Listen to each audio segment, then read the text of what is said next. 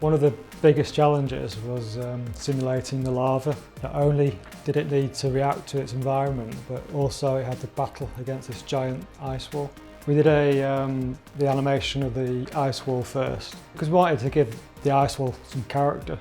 So instead of trying to simulate something, it was animated by hand, and then we used that, turned that into volumes, and had the sort of lava interacting with the ice wall.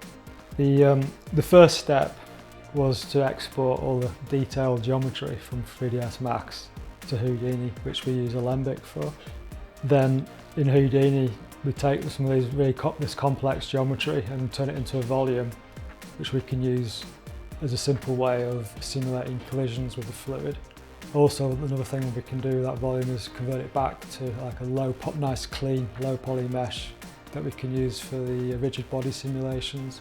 In the first few simulations that we run, the ice wall and all the characters were completely wiped out. In fact, the entire environment just filled up. Because it's a simulation, it follows a set of rules, whereas really you want to be able to direct it and have it, have its own character. So we had to build extra tools to sort of control the path of the lava and the flow and the sort of speed it cooled down. What we did, we created like zones. See, the red zones are cooling the lava quicker.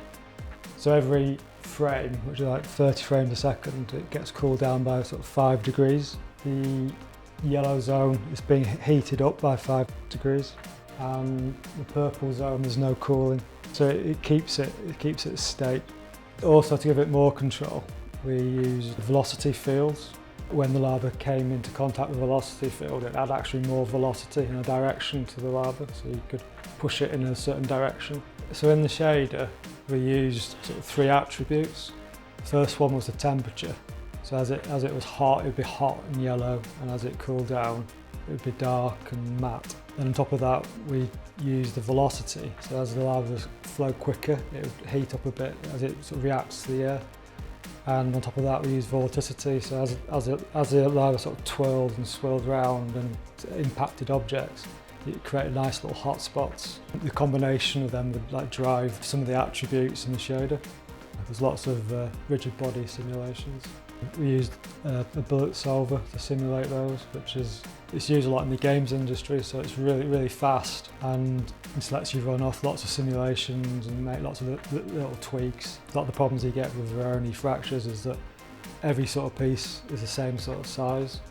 So what you really want, you want a few bigger pieces and then lots of smaller debris around that. Yeah, you want some sort of artistic control over it, so you sort of pre-fracture your geometry, decide which bits you want to break apart, try and get a good ratio between sort of the larger pieces and the smaller pieces, because it creates more of a natural effect. Yeah, I mean, lighting itself wasn't too bad. There was a lot of reuse once the environment had been established. It was just the scale of the job. It was 4 minutes worth of content, which is sort of twice as much we've ever done before. So managing all those shots, all the various light angles, and making sure that there's a consistency and that things don't stray was probably the trickiest part. But we came up with a tool to manage all that. It's based on, so Max has state passes. In of themselves, the idea is fine, but the practicality with very large data sets is that they become quite unreliable. So we wrote a front end for it that pulls in all our shot data, cache paths, frame ranges, and creates a dynamic link and then spawns that to the scene. So within one scene, you can load up any shot, pulls in all the animation, puts the lighting where it needs to be, sets the frame ranges, sets the output paths. It's all controlled dynamically without the artist having to go in and do it all manually. So if there's a change to, say, an animation file, it's updated. You haven't got to go and redo it. And when you've got, I mean, it sounds small, but when you've got 80 shots to get through, just changing the render output paths and loading it can take quite a long time. So I can literally just dish out a set of angles. So we can say we've got a preferred angle range, and then the individual shot artist can kind of, okay, I need to move it a bit, but they know where they can and can't go. And once it's set for the shot. I enjoyed the look development process. which is early stages defining how things look. So I was responsible for Bologna's look development, building all the shaders, creating all the additional maps, and just finding her character. Well, we just made sure that the character was fully built from the ground up with UDIMs.